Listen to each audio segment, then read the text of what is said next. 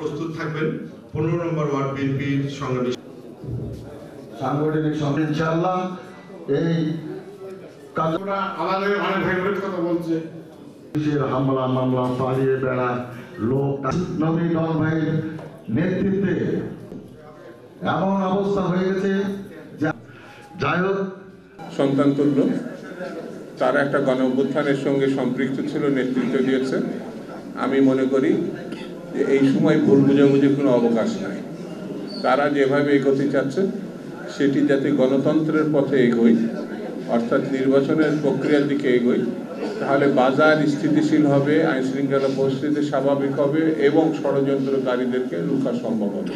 সেই জন্যে এখন জাতীয় ঐক্যটা খুব গুরুত্বপূর্ণ। একটি নতুন পরিবর্তনের দিকে যে বাংলাদেশকে নিয়ে গেছে, গণ অভ্যুত্থানের নেতৃত্ব দিয়েছেন, সেই নেতৃত্বের প্রেক্ষিতে বাংলাদেশটাকে গণতন্ত্রমুখী করতে হবে, বাংলাদেশটাকে স্বাধীনতামুখী করতে হবে, বাংলাদেশটাকে গোষ্ঠীতন্ত্রের বাইরে নিয়ে গিয়ে জনগণের বাংলাদেশ করতে হবে।